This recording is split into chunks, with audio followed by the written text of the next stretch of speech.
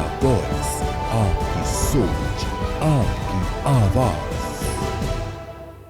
नमस्कार, स्वागत है आप सभी का इंडिया वॉइस पर। मैं आपके साथ निकिता कश्यप। बुलेटिन की शुरुआत करते हैं। असम, केरल और पांडुचेरी में विधानसभा चुनाव के लिए आज सुबह 7 बजे से मतदान शुरू हो गया है और जहां चुनाव आयोग ने शांतिपूर्ण और निष्पक्ष वोटिंग के लिए पुख्ता इंतजाम भी किए हैं। और इस चरण में असम की 126 सीटों तो वहीं केरल की 140 सीटों के साथ साथ पांडुचेरी की 30 सीटों पर वोट डाले जा रहे हैं। तो जानकारी देते चले कि तमिलनाडु में भी 23 अप्रैल को, तो वहीं पश्चिम बंगाल में 23 व 29 अप्रैल को मतदान होगा, जबकि नतीजे 4 मई को घोषित किए जाएंगे।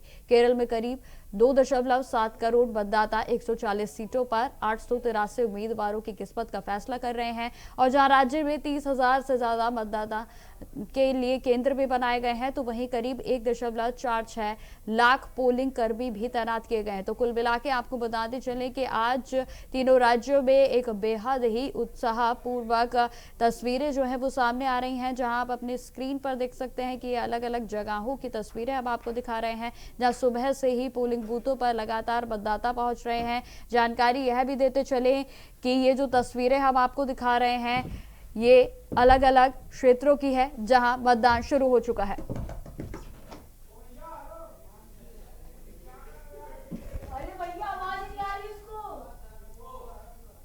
तो सुबह 5 बजे तक असम के अगर मतदान के प्रतिशत की बात की जाए तो 17.87% हो चुका है। तो वहीं केरल में 16.23%, तो साथ ही साथ पांडुचेरी में 17.41% मतदान का प्रतिशत अभी तक सामने आया है। तो आपको बता दें कि असम, केरल और पांडुचेरी में लोकतंत्र का महापर्व लगातार मनाया जा रहा है, जिसका आगाज आज सुबह 7 बजे से ही हो चुका है। तीनों राज्यों में मतदान लगातार जारी है। 5.3 करोड़ वोटर आज नई सरकार को चुनेंगे। तो वहीं सुरक्षा के भी पुख्ता इंतजाम किए गए हैं। तो ये सीधी तस्वीरें हम आपको दिखा रहे हैं, जहां आप देख सकते हैं कि बेहद ही उत्साहित माहौल इस समय पोलिंग बूथों पर नजर आ रहा है। जहां पहली तस्वीर असम की है, तो वहीं दूसरी तस्वीर आप केरल की देख सकते हैं और साथ ही साथ पांडुचेरी के लगातार जो तस्वीरें हैं हम आप तक पहुंचा रहे हैं, जहां सीधा मतदान बूथों पर लगातार मतदाता पहुंच रहे हैं और लगातार उनकी ओर से मतदान किया जा रहा है। तो पूरे तरीके से तीनों राज्यों में जो मतदाता हैं वो पूरे तरीके से तैयार हैं और जहां मतदान का प्रतिशत भी लगातार बढ़ता हुआ नजर आ रहा है। तो आपको बता दें कि अभी तक अगर 9 बजे तक के मतदान प्रतिशत की बात की जाए तो एवरेज 20% जो है वो तीनों राज्यों में लगभग सफल हो चुका है और लगातार जो मतदाता हैं वो पोलिंग बूथों पर पहुंच रहे हैं और अपने मतदान का प्रयोग कर रहे हैं। वहीं सुरक्षा व्यवस्था की बात की जाए तो कड़े इंतजाम किए गए हैं। चप्पे चप्पे पर पुलिसकर्मियों को तैनात किया गया है और जहां आपको बता दें कि लगातार मतदाता अपने मतदान का प्रयोग कर रहे हैं।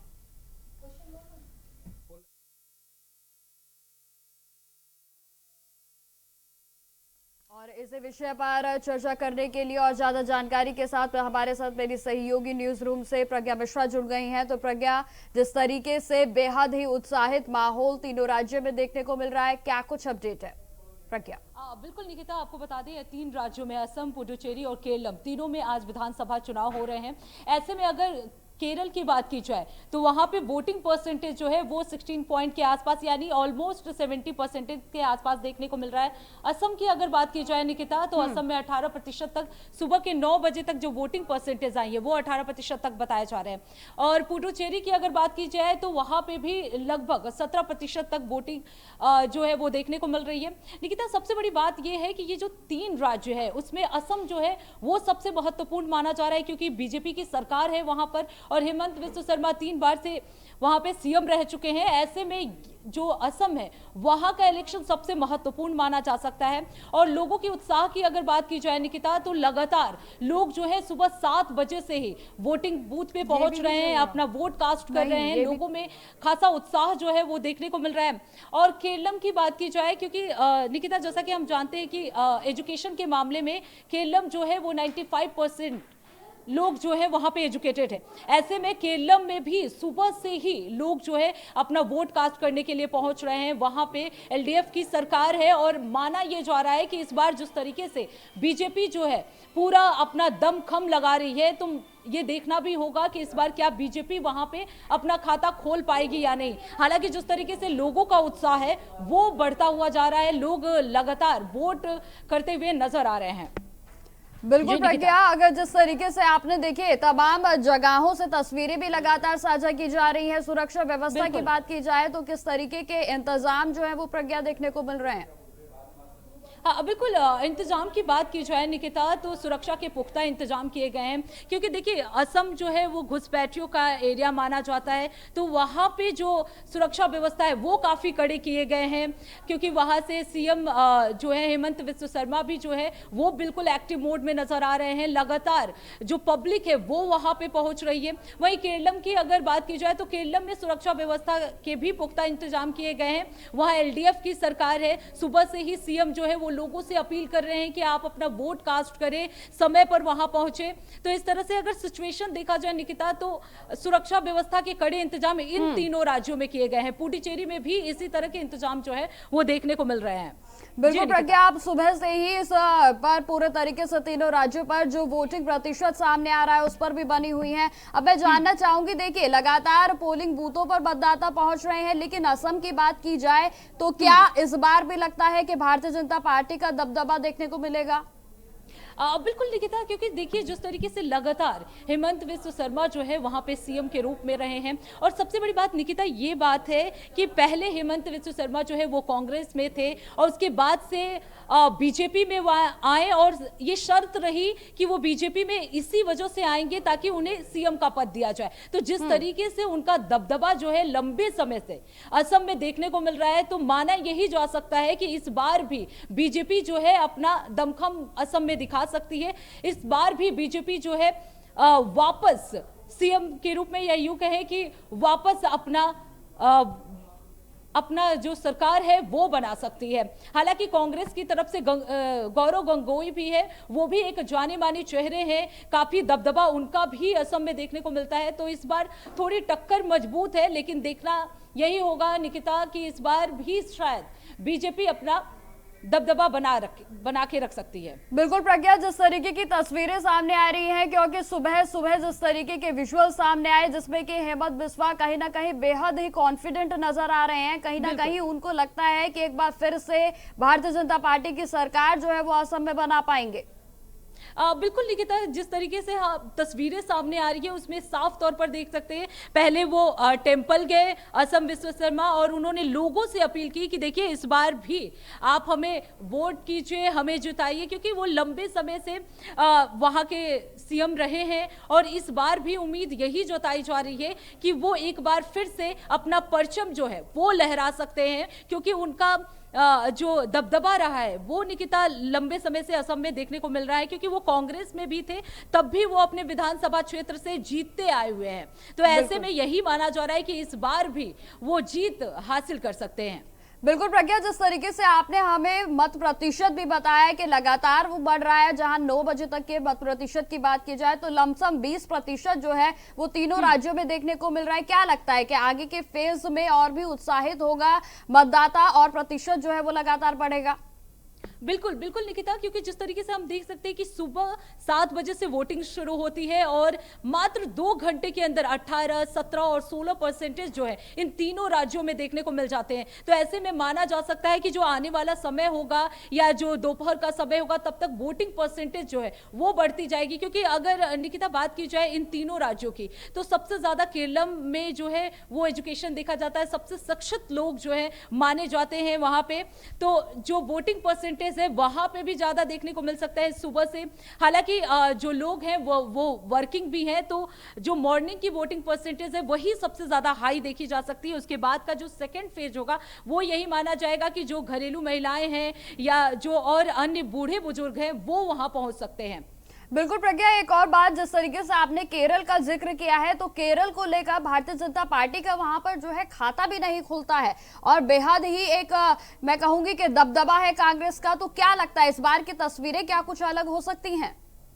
देखिए बिल्कुल निकिता, ये कहना तो मुश्किल होगा कि किसका इस बार सरकार बनेगा, लेकिन ये बात सही है कि कांग्रेस का हमेशा से ही केरल में, या यूं कहें निकिता कि साउथ में केरल जो है हमेशा से, साउथ में कांग्रेस जो है हमेशा से अपना दबदबा बनाए हुए है। इस बार बीजेपी सरकार को बड़ा ही मतलब कह सकते हैं ना मजबूत टक्कर जो है देखने को मिल सकता है। एलडीएफ की सरकार है, हमेशा से ही कांग्रेस जो है वो स्ट्रांग रही है। तो इस बार ये देखना निकिता दिलचस्प होगा, क्योंकि जिस तरीके से लगातार गृह मंत्री अमित शाह जो है वहां जनसभा किए, प्रधानमंत्री मोदी भी जो है वहां पे जनसभा किए, तो ऐसे में अब ये देखना होगा कि प्रधानमंत्री मोदी और गृह मंत्री अमित शाह जैसे चेहरे जब वहां जनसभा को संबोधित करते हैं तो उसके बाद क्या दूसरी तस्वीर, या यूं कहे कि क्या इस बार के इलेक्शन में बीजेपी का खाता खुल सकता है या नहीं, ये आने वाला समय ही बताएगा। बिल्कुल प्रज्ञा, जिस तरीके से आपने बताया कि जनसभाओं का दौर लगातार जारी रहा है, असम में भी, फिर चाहे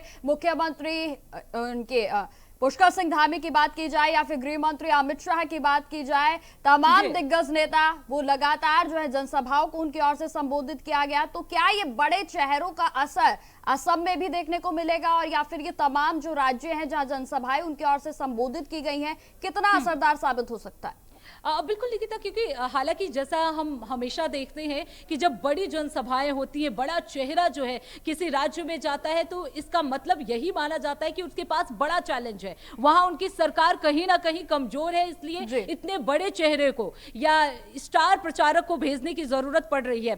तो ऐसे में निकिता ये बड़ा टफ होगा कहना कि बीजेपी जो है वो केरलम में अपना परचम लहरा सकती है या नहीं, या पुडुचेरी में। हालांकि पुडुचेरी में देखा जाए तो एनडीए गठबंधन है, और इस बार अगर बीजेपी का स्ट्रॉन्ग फेस गृह मंत्री अमित शाह जैसे बड़े चेहरे जिस तरीके से प्रचार प्रसार कर रहे हैं, तो यह माना जा सकता है कि एक बार फिर एनडीए गठबंधन पुडुचेरी में देखने को मिल सकता है। असम में तो ज्यादातर चांसेस बीजेपी के ही है निकिता, लेकिन सबसे बड़ा चैलेंज जो है कह सकते हैं केरलम में है, क्योंकि केरलम में कांग्रेस जो है हमेशा से ही स्ट्रॉन्ग रही है, और इस बार बीजेपी सरकार के लिए बड़ा चैलेंज होगा कि वो केरलम में अपनी सरकार बना पाती है। सरकार बनाना तो थोड़ा टफ हो जाएगा निकिता, क्या अपना खाता भी खोल पा रही है या नहीं, ये बड़ा चैलेंज बीजेपी सरकार के लिए। बिल्कुल प्रज्ञा, इस बार के चुनावों में एक बात और खास रही है, वो यह रही है कि हर किसी ने महिला वोटर्स को लुभाने का काम किया है। तमाम घोषणाएं अपने मैनिफेस्टो में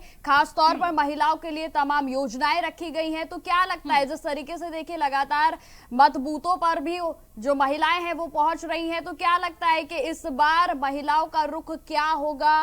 क्या वे बढ़ चढ़कर जो सरकार जिस तरीके से जनसभाओं में बड़ी बड़ी योजनाओं के दावे किए गए हैं वे लुभा पाएंगे?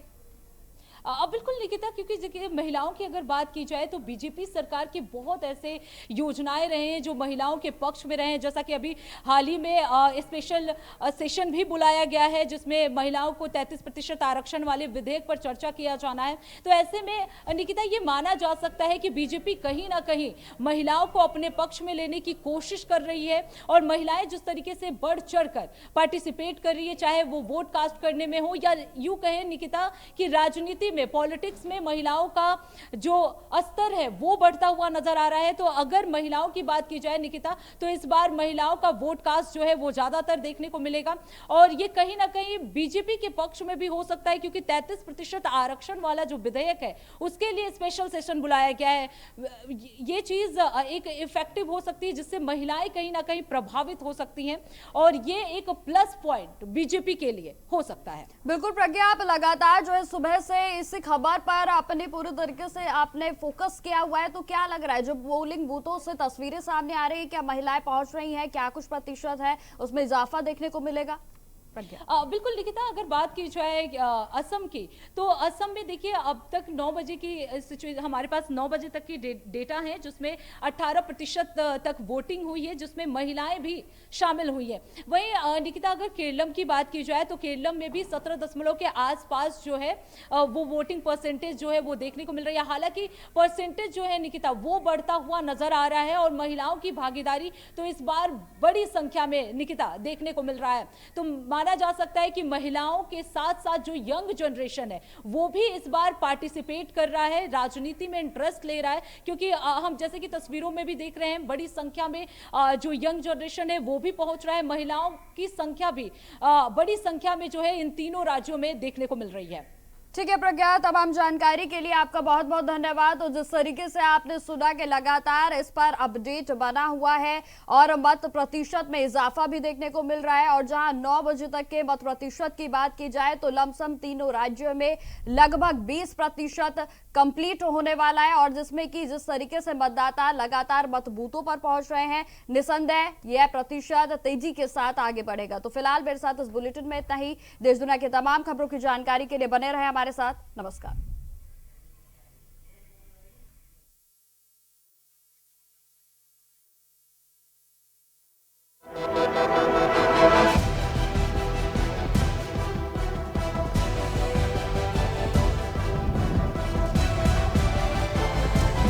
इंडिया वॉइस, आपकी सोच, आपकी आवाज।